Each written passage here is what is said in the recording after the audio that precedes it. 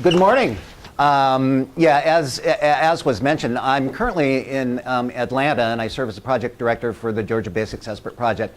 Prior to that, I was the project director for the Washington State SBIRT program. So about the last 5-6 years, all I've done is SBIRT specifically.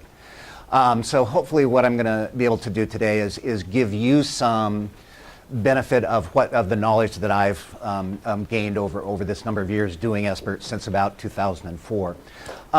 So I know we've got people from Houston, and I saw a bunch of Chicago hands, and I've got our Washington State friends. Where else are people from? Washington, Spokane. Spokane, great. El Paso, okay. Wisconsin, Gainesville, LA. I love LA. Right? New Mexico. Okay. Santa Fe? Actually, it's going towards the Arizona border with California. Oh, okay. Okay. Okay. On the reservation. Oh, okay. Great. Let me ask you that. Well, let me just kind of give you some structure here. What I'm going to do today or this morning is talk to you just conceptually about understanding SBIRT and how it's different conceptually from maybe what you've understood before about substance use services, and intervening in substance use problems.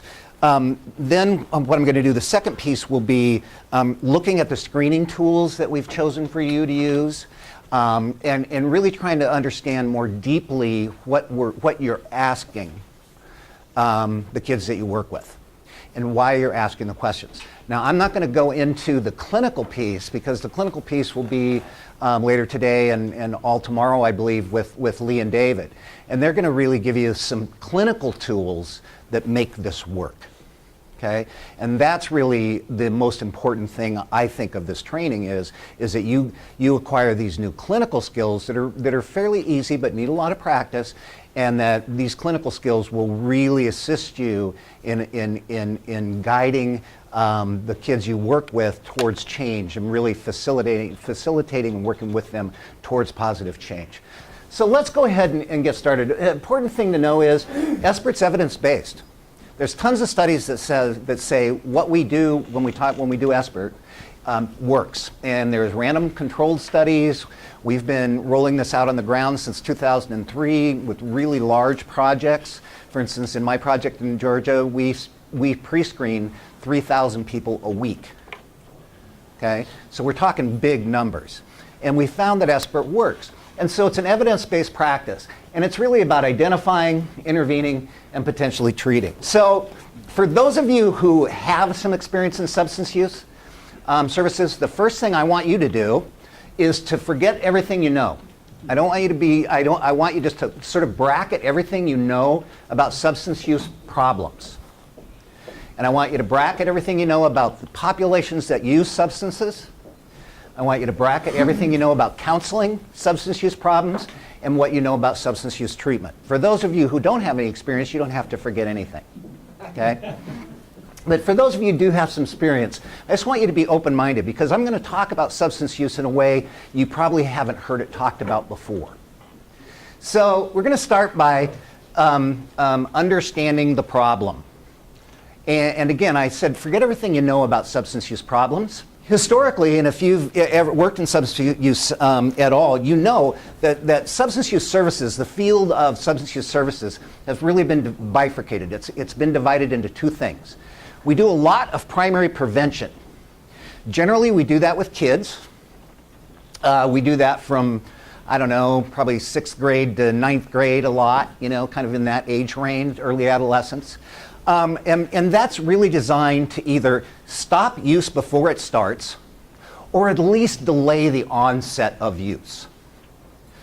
What we know is that, and you guys see kids every day, if you talk to them about the first time they smoked a joint, is it joints anymore? Reefers? Spliffs? Blunts. Okay. You ask them how old were they the first time they smoked a blunt, what kind of age do you get? 10, 11, 12, right? Absolutely. Okay, so primary prevention didn't work for those kids, right? If they did, we would have delayed onset. And maybe they say, I didn't have a drink till I was 18, right? Or 21, or whatever it might be. But what we find is that kids have a tendency to start young. okay? And I know a lot of your kids maybe been marginalized socially, things like that. And those kids are going to have higher risk factors and they're much more likely, I think, to be involved in behaviors that we might not be really crazy about them being involved in.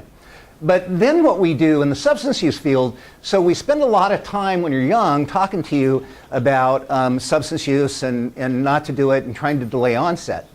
Then what we do is we just forget about you until you get sick. And when you get chronically or acutely ill, you show up at a treatment center, usually sent by the judge, and we give you time, cost, and labor-intensive care for a chronic illness that is going to be lifelong, and our results are poor. We get 40% success rate, depending on how you measure, 43, 38, usually around there, 35. And then people look at us in the substance use field and says, what's wrong with you guys? Why can't you fix these people? Well, the reason is because they're so ill by the time we start to help that their chance of recovery is low. It would be a bit like if I was an oncologist and I waited for all of my patients to have end-stage cancer, my success rate would not be good, right? Does that make sense? Sure. Okay. So that's really what we've done with our system. We've divided it in two. We said we'll try to stop it before it starts, but if that doesn't work, we'll just kind of forget about you till you get really sick. Okay? So it's that kind of system. We basically have a red light and a green light, historically. So the red light is, or well, let's talk about the green light. The green light is you don't have a problem. And the red light is you're substance dependent. You're alcoholic, you're addicted to cocaine, whatever it is, okay? And so it's either red light, green light. It's stop or go. It's you're either sick or you're okay. That's how the system basically functions. There's no middle ground. You're either sick or you're okay. Go ahead. If you're sick and you're substance dependent, then you need treatment, which again is time, cost, labor intensive. Okay, and you're already chronically ill, acutely ill, so we're going to give you time, cost, labor-intensive services, and try and get you better. And if you're a green light person, you don't have a problem, then we don't do anything because you're not dependent. So the system is just built. We treat people who are really sick, and we just kind of forget about everybody else. And of course, the goals.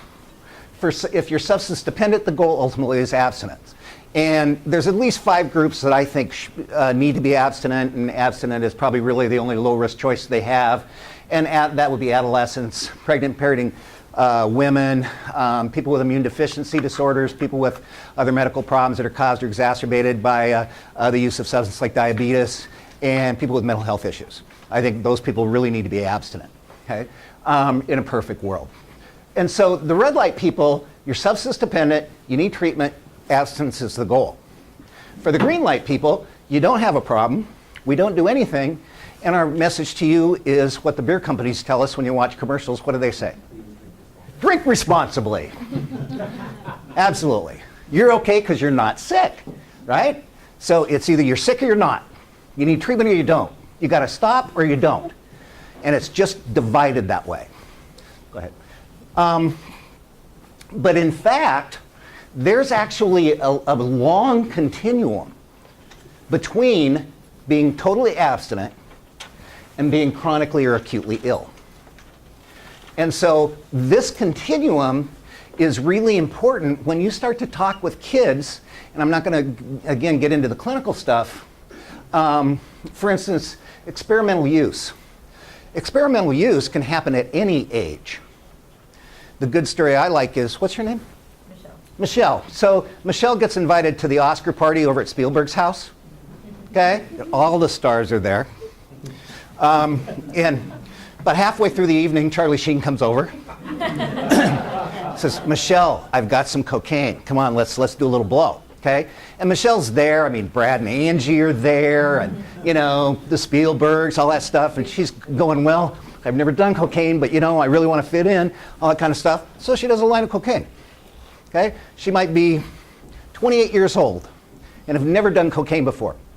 But that's experimental use. She's now experimenting with that drug. She may never do it again. Generally, experimentation happens when people are younger. You know, the first time I have a beer, the first time I smoke a cigarette, first time I have a hit off a blunt, those kinds of things. That's just experimental use. It's not problematic necessarily. We don't encourage it, but clearly kids will do this, and people of all ages will. You know, I remember I had a very old uncle back in the 1970s, and he said, "Sonny, can you get me some of that marijuana?" Because he wanted to try it. Okay? I mean, he was 89 years old. Okay? So he did a little experimental use. Okay? Okay? It was fine. So we have experimental use. Not all use is problematic. Experimental use, people will say, you know, I tried it, I didn't like it. Right? I smoked a cigarette, it was not for me. Or I smoked some pot and it made me paranoid. I don't want to do that anymore. Or I drank and I throw up. You know, maybe they like it, maybe they don't. But then there's what we would call social use. And social use, again, not really well defined, but it's the kind of use that is low level and not causing any problems. There's no psychosocial consequences, there's no healthcare consequences. Okay? So it's, you know, having a beer at the game, or drinking a wine cooler on Saturdays, or having a puff off a pipe with friends once a month, or whatever it might be. And it can be social use of drugs other than alcohol. Okay? People that are using in a social way, not addicted, they're not sick, they're not dependent. And we have binge use.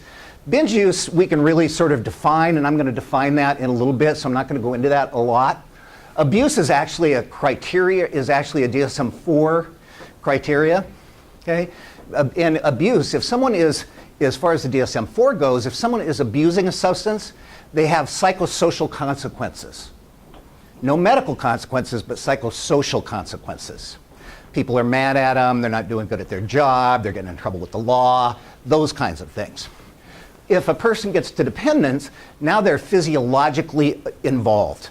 They have things like increased tolerance, they have withdrawal symptoms, they've lost control maybe over the amount and frequency of use, those kinds of things. So there's this huge continuum. But in the old system, right, what we do is we sort of forget about all this stuff and just wait for people to get down here, right? So we just say, call me when you get sick. Now, if the medical system had done that, we wouldn't do things like mammograms, right? Why give a mammogram? Just wait for women to have breast cancer, right?